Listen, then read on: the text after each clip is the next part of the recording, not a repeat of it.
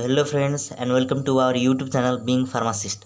तो आज से हम स्टार्ट करने वाले बी फार्मेसी थर्ड सेमेस्टर का फार्मास्यूटिकल इंजीनियरिंग, जिसमें हम आज देखेंगे फ्लो ऑफ फ्लूइड। ठीक है, तो चलो वीडियो स्टार्ट करते हैं।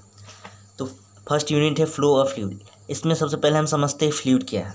तो देखिए, फ्लूइड कोई भी सब्सटेंस है, अगर उसमें हम शेयर स्ट्रेस या फोर्स देते हैं तो वो कंटिन्यूसली मूव करेगा या फ्लो करेगा और उसका शेप भी चेंज होता है।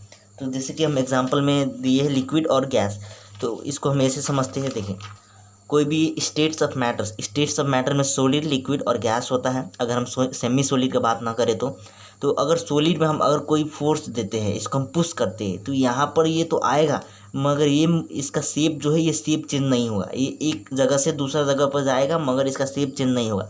तो ये फ्लूइड का कैटेगरी में नहीं आता है। अगर हम लिक्विड का बात करें तो हम लिक्विड में, चलो हम इधर इसको धकेलें तो ये लिक्विड क्या हो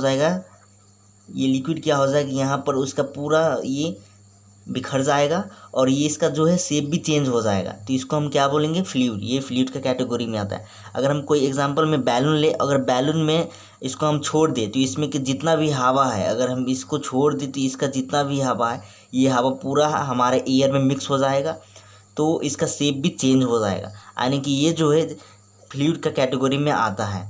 ठीक है, तो हम देखते हैं flow of fluid. Flow of fluid क्या है, देखिए, flow of fluid define as the flow of substances that are not permanently resistant to distortion. कोई भी सब्सटेंस जो है फ्लूइड का कैटेगरी में आता है, फ्लो ऑफ फ्लूइड, जो कि परमानेंटली रेसिस्टेंट टू डिस्टॉर्शन, यानी कि उसका परमानेंट रूप से शेप चेंज नहीं होता है।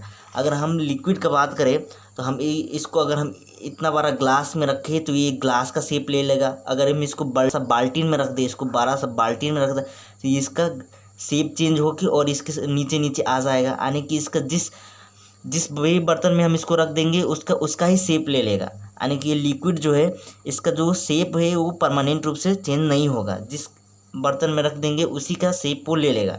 ये गैस की भी यही प्रॉपर्टी होती है। तो ठीक है, यानी कि फ्लो ऑफ फ्लूइड ये ऐसा सब्सटेंस जो कि परमानेंट रूप से उसका शेप चेंज नहीं होगा। अगर हम इसका फ्लो ऑफ फ्लूइड का हम अध्ययन करते हैं, उसको हम बोलते हैं फ्लूइड मैकेनिक्स। ऐसे ब्रांच ऑफ साइंस जो कि फ्लूइड का मूवमेंट को हम अध्ययन करते हैं, उसको हम बोलते हैं फ्लूइड मैकेनिक्स। इसमें दो आता है, एक होता है फ्लूइड स्टैटिक्स और दूसरा होता है फ्लूइड डायनामिक्स। तो देखिए, हम अगर फ्लूइड स्टैटिक का बात करें, स्टैटिक का मतलब होता है स्टेशनरी कंडीशन, स्थिर अवस्था। और डायनामिक्स, जो डायनामिक्स है, डायनामिक्स का मतलब होता है मोशन में। तो अगर हम कोई भी फ्लूइड का स्टडी करते हैं इस शांत अवस्था में, रेस्ट कंडीशन में, इसको हम बोलते हैं फ्लूइड स्टैटिक्स। अगर कोई भी फ्लूइड का हम उसका बिहेवियर स्टडी करते हैं मोशन अवस्था में, अगर उसको, तो उसको हम बोलेंगे फ्लूइड डायनामिक्स। ठीक है, तो ये हो गया फ्लूइड स्टैटिक्स और फ्लूइड डायनामिक्स। तो अब हम देखते हैं फ्लूइड प्रेशर। देखिए, फ्लूइड प्रेशर क्या है, देखिए, फ्लूइड और प्रेशर, जो भी प्रेशर जो फ्लूइड देगा उसको हम फ्लूइड प्रेशर बोलते हैं। और ये खास कर फोर्स ऑफ ग्रेविटी से कारण से होता है। और फ्लूइड में क्या होता है, फ्लूइड में देखिए, फ्लूइड में होता है वाटर, और वाटर को हम क्या बोलते हैं, हाइड्रो। तो अगर कोई भी वाटर, यानी कि कोई भी लिक्विड अगर उसको फोर्स प्रेशर देता है, उसको हम क्या बोलेंगे, हाइड्रोस्टैटिक प्रेशर। तो फ्लूइड प्रेशर को हाइड्रोस्टैटिक प्रेशर भी बोला जाता है। तो एग्जांपल में देखिए, अगर हम हम एक कंटेनर लिए, कंटेनर में फ्लूइड को ही भर दिए हैं। अब इसका जो फ्लूइड है ना, ये जो सबसे ऊपर का, हम इसमें तीन नल लगा दिए, और ये तीन नल में से अगर हम इसको खोलें तो ये जो ऊपर का जो नल है ये इसके नज़दीक ही जाके गिर जाएगा, उसके पास में ही गिर जाएगा। ये जो बीच का है वो थोड़ा सा दूर जाके गिरेगा, और ये जो है सबसे नीचे का नल है वो सबसे दूर जाके गिरेगा। तो देखिए, ऐसा क्यों होता है, देखिए, ये जो वाटर है इसमें अगर हम तीन लेयर ले, एक ये लेयर और एक लेयर, ये जो वाटर है इसमें बस इसका ही खुद का प्रेशर है, ये कंटेनर है, इसका खुद का प्रेशर। अगर हम इसको नल खोलते हैं तो ये यहाँ पर आके गिर जाएगा। और ये जो बीच का जो पानी है, बीच का जो फ्लूइड है, उसमें इसका प्रेशर के साथ साथ ये ऊपर वाला फ्लूइड का भी प्रेशर है। तो इसके कारण से ये इस पर थोड़ा सा प्रेशर लगा रहा है, इस पर प्रेशर देगा तो ये थोड़ा सा दूर जाके गिरेगा।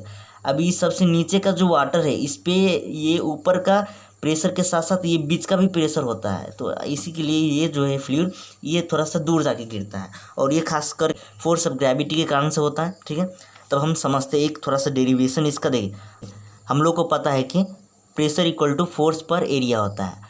अब फोर्स इक्वल टू क्या होता है, मास इंटू ग्रेविटी अपन एरिया, ठीक है, इतना हम लोग को पता है। अब देखते हैं मास। देखिए हम लोग को मालूम है नाउ, हम लोग को पता है कि वॉल्यूम यानी कि density equal to mass by volume होता है। तो मास इक्वल टू क्या हो गया, रो भी यानी कि डेंसिटी इंटू वॉल्यूम। तो हम इसको अगर इस इक्वेशन में पुट करते हैं तो इक्वेशन 1 कैसे हो जाएगा, रो भी इंटू जी अपन एरिया, ठीक है।